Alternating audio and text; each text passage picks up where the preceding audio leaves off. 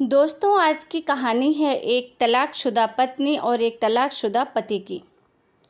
एक तलाकशुदा पत्नी तलाक के पूरे 5 साल बाद एक जेल की जेलर बन जाती है और उसका जो पति रहता है जिससे उसने तलाक लिया था, उसी जेल में अपनी सज़ा काट रहा था।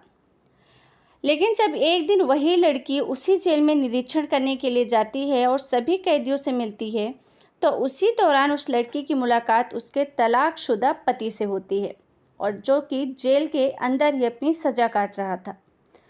उसका चेहरा काफ़ी ख़राब हो चुका था क्योंकि पुलिस वालों ने उसे बहुत मारा था और वो लड़की अपने पति को देखकर बहुत ज़्यादा हैरान हो जाती है। यहाँ तक कि वो लड़का जो जेल के अंदर काट रहा था सज़ा, वो भी अपनी पत्नी को देखकर बहुत परेशान हो जाता है और इसी परेशानी की वजह से वो कुछ ऐसा कदम उठा लेता है जिसकी किसी ने कल्पना भी नहीं की होगी। दोस्तों, ये वही लड़का था जो 5 साल पहले अपनी पत्नी को घर से धक्के मार के बाहर निकाल दिया था और आज वही तलाकशुदा पत्नी उस जेल की जेलर थी। दोस्तों, लड़के के चेहरे पर काफ़ी निशान भी पड़े थे। लड़का जेल के अंदर से ही हाथ पैर जोड़कर अपनी पत्नी से माफ़ी मांगने लगा और कहता है, मुझे यहाँ से निकाल दो, कैसे भी मुझे बचा लो। मुझे यहाँ खाना भी ढंग से नहीं मिलता है और मुझे यहाँ अच्छा नहीं लगता है। मैं तुम्हारे सामने हाथ जोड़ रहा हूँ। और वो बहुत हाथ जोड़ता है, गिड़गिड़ाता है, लेकिन उसकी पत्नी उसकी किसी भी बात का जवाब नहीं देती है और वो चुपचाप वहाँ से चली जाती है। लेकिन जाते हुए एक पुलिस वाले से कहती है कि इस कैदी को मेरे ऑफिस में लेकर आओ, मुझे उससे कुछ बात करनी है। लेकिन जो कुछ हुआ उसके बाद आप लोग सुनकर हैरान हो जाएंगे। दोस्तों, ये एक कहानी है बिहार की, बिहार के रहने वाले जय और सुलेखा की। दोस्तों, जो जय है वो बहुत ही एक अच्छे खासे बिजनेसमैन परिवार से था और सुलेखा एक मिडिल क्लास फैमिली की थी। सुलेखा के पापा एक प्राइवेट नौकरी करते थे और जब सुलेखा का ग्रेजुएशन कंप्लीट हुआ तो जैसा कि अमूमन सब के पापा यही सोचते हैं हमारी सोसाइटी में कि अब लड़की बड़ी हो गई है, उसकी शादी कर देनी चाहिए। कुछ समय बाद सुलेखा के पापा जय के घर वालों से बातचीत करते हैं शादी के लिए और जय के घर वाले भी मान जाते हैं। हालांकि जय के घर वालों को कुछ दहेज नहीं चाहिए था, बस उन्हें एक अच्छी सी पढ़ी लिखी सुंदर लड़की चाहिए थी। सुलेखा बहुत ही दिखने में ज़्यादा खूबसूरत थी और साथ ही वो पढ़ने में भी बहुत होशियार थी। सुलेखा के पापा उसकी शादी तय कर देते हैं और घर आने के बाद सुलेखा और उसकी माँ को भी बताते हैं कि सुलेखा की शादी मैं जय से तय कर चुका हूँ। जय बहुत ही अच्छे परिवार का था, बिजनेसमैन था, अच्छा खासा पैसा भी कमाता था। लेकिन यहाँ पर ट्विस्ट ये था कि जय की एक गर्लफ्रेंड थी जिससे जय अक्सर बातें करता रहता था। लेकिन इस बात की भनक ना तो सुलेखा के पापा को थी और ना ही सुलेखा के घर वालों को। जय के घर वाले भी उतने अच्छे आदमी नहीं थे जितना कि वो दिखते थे। पैसा तो बहुत था उनके पास, लेकिन शायद वैसा व्यवहार नहीं था। कुछ समय बाद बड़े ही धूमधाम से सुलेखा और जय की शादी हो जाती है और शादी होने के बाद सुलेखा अपने ससुराल चली जाती है। सुलेखा अपने ससुराल में बहुत खुश थी, वहाँ पर उसको किसी भी चीज़ की कोई कमी नहीं थी। लेकिन सबसे बड़ी दिक्कत ये थी कि जो जय होता है वो सुलेखा को बिल्कुल समय नहीं देता। अक्सर वो बिजनेस के सिलसिले में घर से बाहर रहता और काफ़ी देर रात आता और वो भी दारू शराब पीकर। सुलेखा को ये सब बिल्कुल भी अच्छा नहीं लग रहा था कि उसका पति दारू और शराब पीकर लड़कियों से बात करे, मिले। देर रात को घर वापस आता है क्योंकि शादी होने से पहले सुलेखा को जय के बारे में कुछ भी नहीं पता था कि जय ऐसा लड़का है। सुलेखा जय को बहुत समझाती है कि अगर तुम दारू शराब पियोगे तो मैं तुम्हारे साथ नहीं रहूँगी। लेकिन जय था वो सुलेखा की बातों को नहीं मानता और वो अपनी ही दुनिया में मस्त रहता है। सुलेखा जय के माता पिता से शिकायत भी करती है कि आपका बेटा दारू पीकर रोज़ रात को घर पे आता है, आप लोग उसे क्यों नहीं समझाते, उसको कुछ कहते क्यों नहीं है। तो जय के माता पिता कहते हैं कि अभी वो बच्चा है, थोड़ा बड़ा हो जाएगा, उसके बच्चे हो जाएंगे तो अपने आप सुधर जाएगा। और ये सब सुनकर सुलेखा को थोड़ा अजीब भी लगता है और साथ में गुस्सा भी आता है। लेकिन करे तो क्या करे, वो अपने सास ससुर को कुछ कह भी नहीं सकती थी। सुलेखा पढ़ने में तो बहुत अच्छी थी ही, अब वो सोचती है कि क्यों ना मैं आगे की पढ़ाई कर लूँ। और मेरी अच्छी नौकरी भी लग जाएगी और मेरी ज़िंदगी अच्छे से गुजरेगी, तो मुझे किसी के सहारे नहीं रहना पड़ेगा। उसके बाद कोई मुझे पूछे या ना पूछे, फ़र्क नहीं पड़ेगा। और इसी वजह से सुलेखा अपने सास ससुर से कहती है कि मेरा एडमिशन करवा दीजिए, मुझे आगे की पढ़ाई करनी है। सुलेखा के सास ससुर कहते हैं कि तुम्हें यहाँ हमने पढ़ने के लिए नहीं लेकर आए हैं, शादी हो गई है, तुम घर गृहस्थी संभालो, पढ़ाई लिखाई जितनी करनी थी तुम अपने बाप के घर में कर चुकी हो। उसके बाद सुलेखा अपने पति से कहती है कि मुझे पढ़ाई करनी है, आप मेरा एडमिशन करवा दो। लेकिन पति भी यही कहता है कि तुम्हें पढ़ाई लिखाई करने की क्या ज़रूरत है, किस चीज़ की कमी है तुम्हें जिस भी चीज़ की ज़रूरत होगी मैं दूंगा, पैसे की कोई कमी नहीं है मेरे पास। लेकिन सुलेखा जिद पकड़ लेती है कि उसे पढ़ाई करनी ही है और कैसे भी करके मुझे आप एडमिशन करवा दो।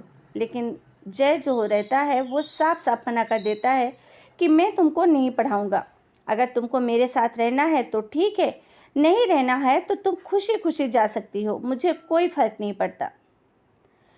इतना सब सुनने के बाद सुलेखा एकदम से टूट सी जाती है।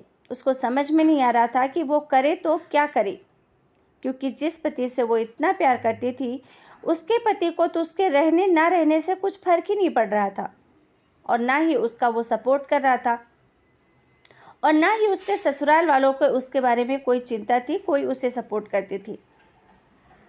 कुछ समय बीत जाता है। फिर एक दिन जय किसी काम से अपने घर से बाहर गया था, लेकिन रात को जब वो घर वापस आता है तो उसके कपड़े में बहुत सारी मिट्टी लगी थी।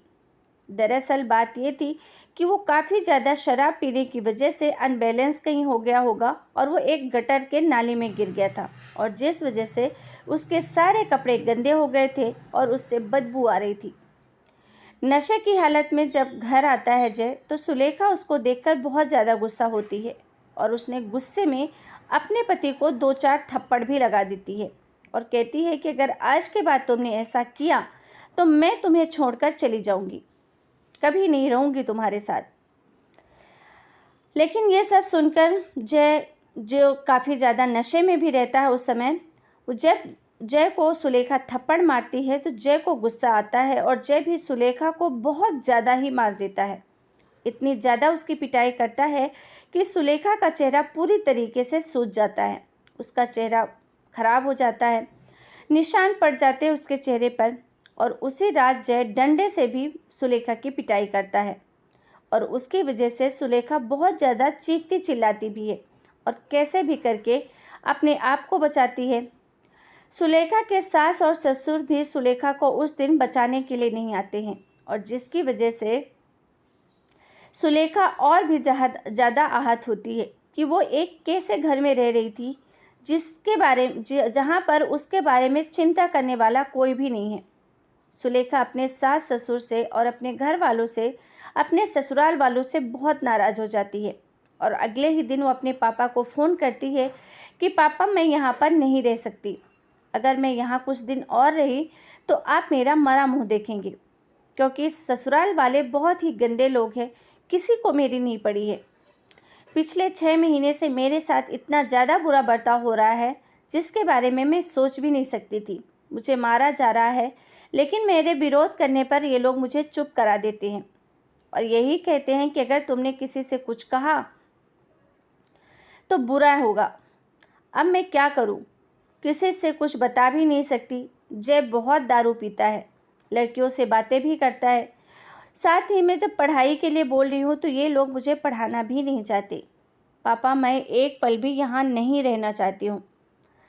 ये सारी बातें सुनने के बाद सुलेखा के पिता सब कुछ समझ जाते हैं और वो उसी दिन सुलेखा के ससुराल जाकर सुलेखा से मिलते हैं तो देखते हैं कि सुलेखा का चेहरा पूरी तरीके से सूजा हुआ था, उसके चेहरे पर लाल रंग के दाग भी पड़े थे और जब जय सुलेखा को मार रहा था तो सुलेखा के शरीर पर दाग पड़ गए थे और उसका हाथ और मुंह सूजा हुआ था।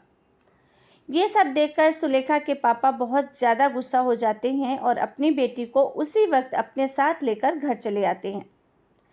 लेकिन जब सुलेखा अपने पापा के घर चली आती है तब ना तो जय उसको लेने के लिए जाता है और ना ही कभी उसके माता पिता फ़ोन करके पूछते हैं। कुछ दिनों के बाद सुलेखा कोर्ट से कार्यवाही करते हुए अपने पति जय से तलाक ले लेती है। तलाक लेने के बाद सुलेखा पटना में रहकर अपनी पढ़ाई शुरू कर देती है। जैसे जैसे वक्त गुजर रहा था वैसे वैसे सुलेखा काफ़ी मन लगाकर पढ़ाई कर रही थी और पूरे 3 साल की पढ़ाई करने के बावजूद वो एक जेल की जेलर बन जाती है। जेलर बनने के बाद कई जगहों पर उसकी पोस्टिंग भी होती है, लेकिन 2 साल बाद जब सुलेखा की पोस्टिंग बिहार के बक्सर जिले में होती है तो वहाँ पर उसका पहला ही दिन था।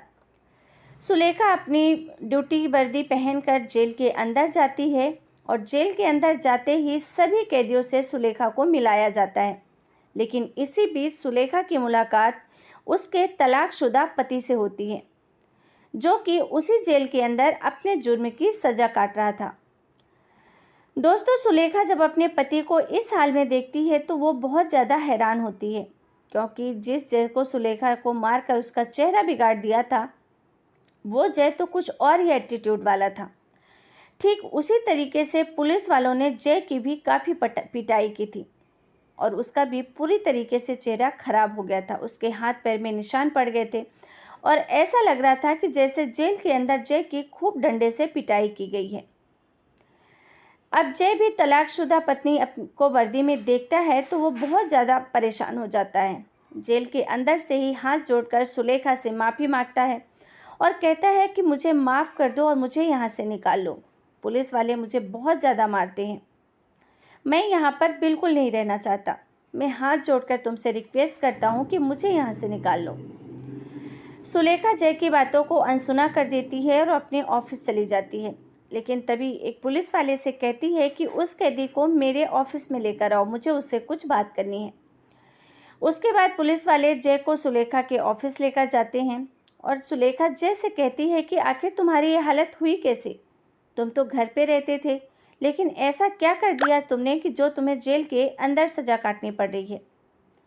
जय अपनी पूरी कहानी बताता है। कहता है कि तुम्हारे जाने के बाद मैं अपने दोस्तों के साथ घूमता फिरता रहता था, जुआ खेलने लग गया था और उसकी वजह से मेरे ऊपर बहुत ज़्यादा कर्जा भी हो गया था।